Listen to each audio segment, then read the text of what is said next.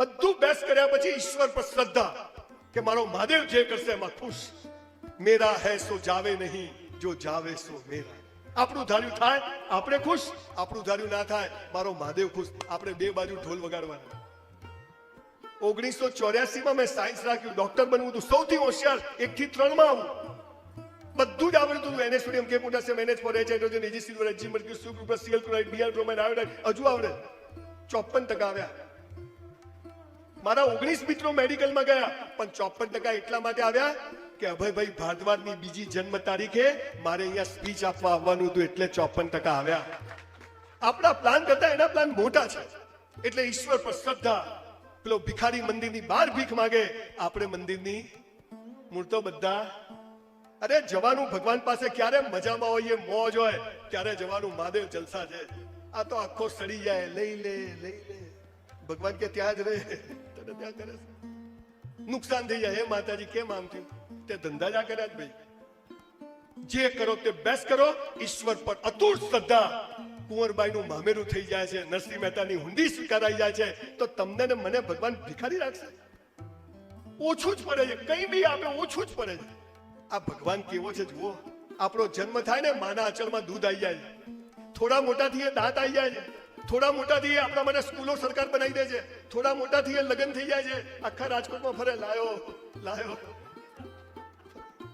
નોકરી ધંધો થઈ જાય છે અને મરી જઈએ તો સ્મશાનમાં લકડાય કાપીને તૈયાર. આવો ભગવાન છે. દિવેલ પીધેલા ફરવાનું થાય છે. ઓછું જ પડે. ત્રીજી વાત જેના કારણે મેં 2000 સેમિનાર કર્યા સાહેબ, આંખમાં પાણી આવી જાય છે. આ સનાતન સંસ્કૃતિનો પાયો હતો. સનાતન સંસ્કૃતિ જેની પર ગર્વ લઈ શકે. ગણપતિની આપણે પૂજા કરીએ છીએ. એ ત્રીજી વાત બ્રાહ્મણો ભૂલી ગયા. અને એ વાત એ હતી કે રોજ મા બાપને પગે લાગો. કેટલા લોકો આપણામાંથી લાગો તો ખાલી હાથ ઊંચો કરશો? 20% લોકો. આટલા લોકોને પ્રણામ. જે લોકો નથી લાગતા એમને ડબલ પ્રણામ. સાલા ઝુકેગા નહીં. ઠાकुर टूट सकता है लेकिन झुक नहीं सकता. સાહેબ ભગવાન જમીન પર આવ્યો નથી, આવવાનો નથી, એની તાકાત નથી, એટલે એને મા બાપનું સર્જન કર્યું અને મા બાપથી આપણને પેદા કર્યા. આપણો ભગવાન કોણ? આ દુનિયામાં માત્ર ને માત્ર મા બાપ ચાહે છે કે તમારી પ્રગતિ થાય. બાકી કોઈ ચાહતું નથી કે તમારી પ્રગતિ થાય. કોઈ ચાહતું.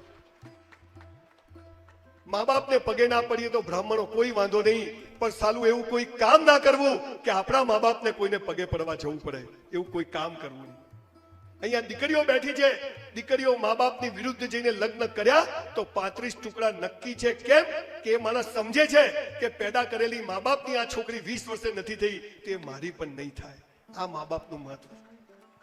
મા બાપ એ ભગવાન છે. હું મંદિર નથી જતો, દીવો નથી કરતો સાહેબ, બહુ નમ્રતાથી કહું છું, પણ સવારે 5:30 નીકળું તો મારી બાના રૂમમાં જઈને એને પગે લાગુ છું અને રાત્રે 1:30 વાગે પહોંચીશ તોય એને પગે લાગીને રૂમમાં જઉં છું. કોઈના બાપથી ડરતો નથી. જે થવાનું છે થાય. મોત આવશે તો ચોથની પાંચમ નહીં થાય એ મને ખબર છે.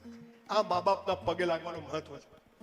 એક મા બાપ 4 છોકરા છોકરીઓને મોટા કરે છે અને એ 4 છોકરા છોકરીઓ મા બાપને એમ કહે છે તને બોલતા નથી આવડતું? મેં બ્રાહ્મણોના ઘરમાં જોયું છે, બહુ શરમ સાથે કહું છું, ધક્કા મારીને બહાર કાઢતા મેં જોયા છે અને એમને હું સાચું છું. એકવાર આપણા કારણે આપણા મા બાપની આંખમાં આંસુ આવી ગયા, બોસ નરકમાં પણ જગ્યા નહીં મળે. લખી રાખો સોનાના અક્ષર. એક વખત એમની આંખમાં આંસુ આવી ગયા બોસ. આજે આપણે બ્રાહ્મણો એક મેસેજ આપીએ ગુજરાતના તમામ લોકોને. આ વિડીયો ટીવી બધું ચાલુ છે. 2 હાથ ઊંચા કરીને નક્કી કરીએ કે અભયભાઈના જન્મ દિવસે ગયા હતા 5 મહાન લોકોના એવોર્ડ સમારંભમાં અને ત્યાં અમે નક્કી કર્યું છે કે આજથી મા બાપને પગે લાગીને ઘરમાંથી નીકળશું. સાહેબ તમારી ઓફિસમાં મા બાપનો ફોટો રાખો. તમારા મેઇન હોલમાં મા બાપનો ફોટો હોવો જોઈએ બોસ. બીજાનો નહીં હોય તો ચાલશે, મા બાપનો હોવો જોઈએ. અને પછી એની ઓરા તમે જુઓ શું ચમત્કારો થાય. તો 2 હાથ ઊંચા કરીને આપણે નક્કી કરશું કે આજથી મા બાપને પગે લાગશું. ભાઈ આ ફોટો પાડી લો. વિડીયો આવો નહીં આવે કોઈ દિવસ. ભૂલો ભલે બીજું બધું, મા બાપને ભૂલશો નહીં. અગણિત છે ઉપકાર એના, એને વિસરશો નહીં. લાખો લડાવ્યા લાડ તમને, કોડ સૌ પૂરા કર્યા એના, કોડ પૂરવા ભૂલશો નહીં. મા બાપને ભૂલશો નહીં. ખૂબ ખૂબ આભાર.